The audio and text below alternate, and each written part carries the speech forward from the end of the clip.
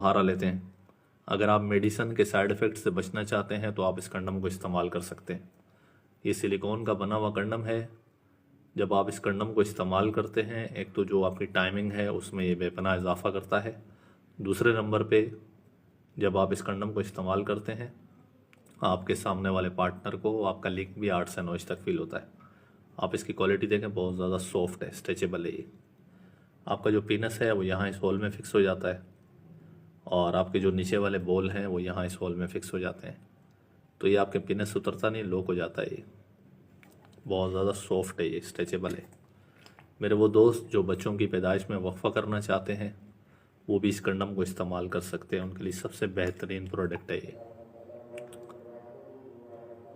अगर आप मेडिसन के साइड इफ़ेक्ट से बचना चाहते हैं, अपनी टाइमिंग में बेपनाह इजाफा करना चाहते हैं, तो आप इस कंडम को इस्तेमाल कर सकते हैं। शुक्रिया।